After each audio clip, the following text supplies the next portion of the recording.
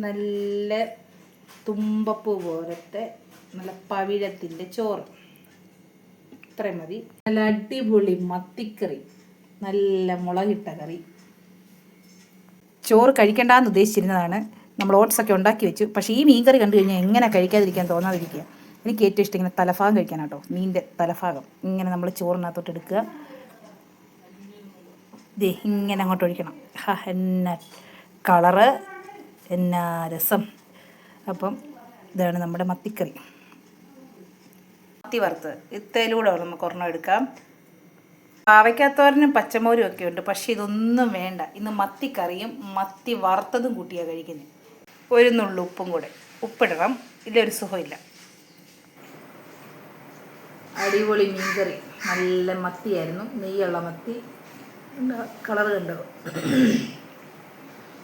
ഇത് മത്തി വറുത്തത് കഴിക്കാൻ പോകും. ഉപ്പൊക്കെ ഇട്ടു. നമുക്കൊന്ന് കുഴച്ച് കൊടുക്കാം.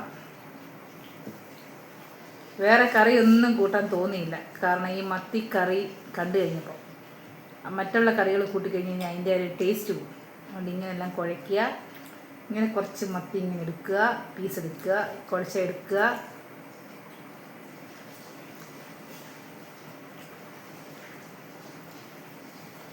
അടിപൊളിയാണ്. എൻ്റെ ചുറ്റിനിരുന്ന് എല്ലാവരും ഇങ്ങനെ നോക്കുന്നുണ്ട്. എനിക്കാണെങ്കിൽ ചിരി വന്നിട്ട് വയ്യ.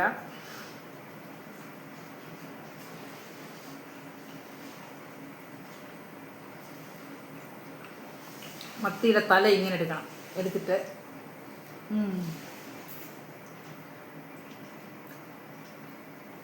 അതൊരു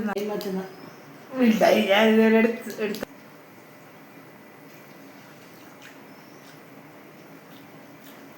മത്തിയൊക്കെ കഴിയുമ്പോൾ ഇങ്ങനെ ആസ്വദിച്ച് കഴിക്കണം. ഇങ്ങനെ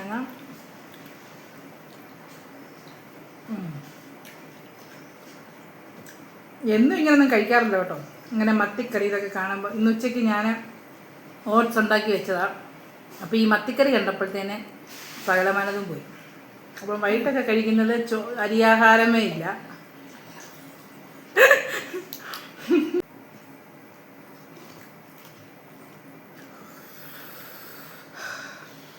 എരിവ് അസാധ്യം എരിവ്. മീൻകറി കൂട്ടുമ്പോൾ എപ്പോഴും എരിവ് വേണം. ഇല്ല ഒന്നിനും കൊള്ളത്തില്ല. എരിവും പുളി അത് നല്ല കറക്റ്റ് പാകം.